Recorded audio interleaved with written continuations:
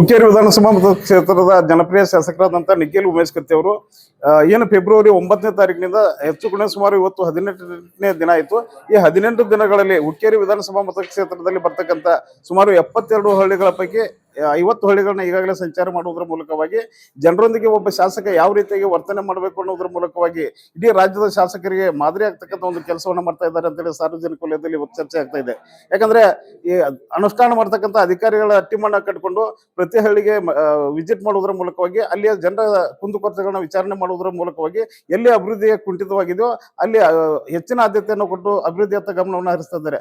ಈ ಬಗ್ಗೆ ಶಾಸಕ ನಿಖಿಲ್ ಕತ್ತಿ ಅವರು ನಮ್ಮೊಂದಿಗೆ ಮಾತಾಡ್ತಾ ಇದ್ದಾರೆ. ಅವರು ಇದುವರೆಗೆ ಏನು 50 ಹಳ್ಳಿಯನ್ನು ಸಂಚಾರ ಮಾಡಿದ್ರು, ಯಾವ್ಯಾವ ಸಮಸ್ಯೆಗಳು ಅವರ ಗಮನಕ್ಕೆ ಬಂತು ಮತ್ತು ಆ ಸಮಸ್ಯೆಗಳು ಯಾವ ರೀತಿಯಾಗಿ ಪರಿಹಾರನ ಕಂಡುಕೊಂಡಿದ್ದಾರೆ ಅನ್ನೋದನ್ನ ಅವ್ರನ್ನೇ ಕೇಳೋಣ.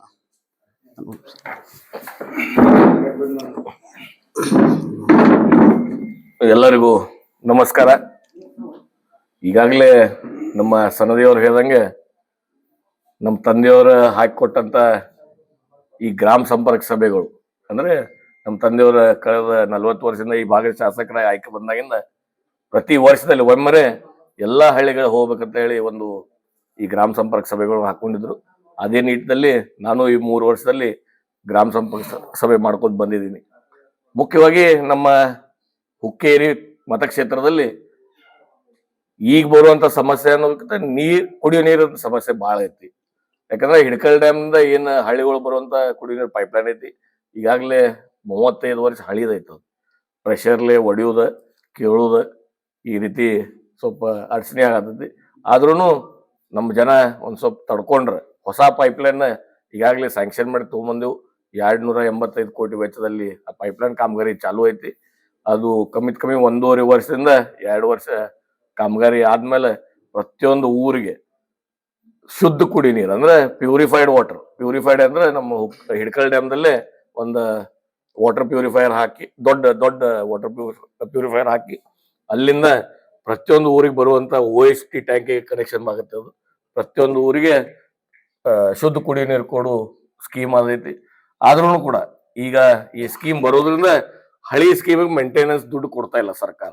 ಅದರ ಸಲುವಾಗಿ ನಮ್ಮ ವಿಶ್ವರಾಜ್ ಶುಗರ್ ಇಂದ ಈ 1.5 ವರ್ಷವರೆಗೆ ಏನೂ ಅಡಚಣೆ ಬರಬಾರ್ದಂಗ ನಮ್ಮದ TC ಹಾಕಿ ಮೋಟರ್ ಮೇಂಟೆನೆನ್ಸ್ ನಾವೇ ಮಾಡಿ ಈಗಾಗಲೇ ನೀರು ಸಪ್ಲೈ ಮಾಡತ್ತೇವು. ಅದಲ್ಲದೆ ನಾನು ಈವರೆಗೂ ಡೈರೆಕ್ಷನ್ ಕೊಟ್ಟಿದ್ದೀನಿ.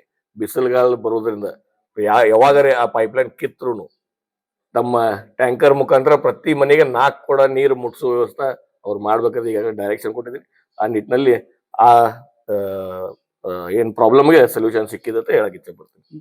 ಸರ್, ಇನ್ನೊಂದು ಏನಂತಂದ್ರೆ ಯಾವುದೇ ಒಂದು ಗ್ರಾಮ ಅಭಿವೃದ್ಧಿ ಆಗ್ಬೇಕಾದ್ರೆ ಅಲ್ಲಿ ಮುಖ್ಯವಾಗಿ PDOಗಳ ಪಾತ್ರ ಮತ್ತು ಸೆಕ್ರೆಟರಿ ಪಾತ್ರ ಬಹಳ ಇಂಪಾರ್ಟೆಂಟ್.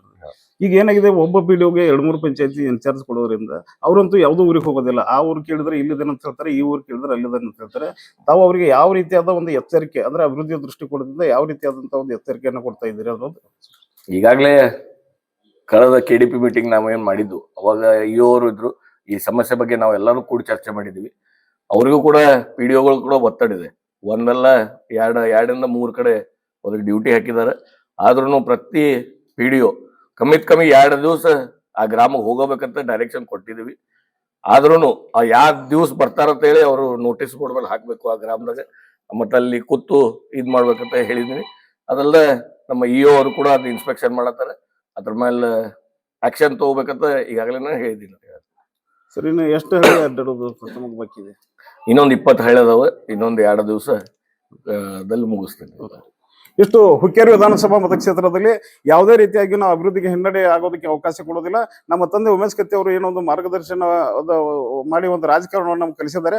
ಅದೇ ರೀತಿಯಾಗಿ ಅಭಿವೃದ್ಧಿ ದೃಷ್ಟಿಯಿಂದ ನಾನು ಹುಕ್ಕೇರಿ ವಿಧಾನಸಭಾ ಮತಕ್ಷೇತ್ರ ಸಂಪೂರ್ಣ ಹಳ್ಳಿಗಳಿಗೆ ಅಡ್ಡಾಡಿ ನಾನು ಜನರ ನೋವಿಗೆ ಸ್ಪಂದನೆಯನ್ನ ಮಾಡ್ತಿದ್ದೀನಿ ಅಂತ ಹೇಳಿದ್ದಾರೆ. ಕ್ಯಾಮ್ರಾಮನ್ ಸುದರ್ಶನ್ ಜೊತೆ VS Sandeep, perfect news, Hukkeri.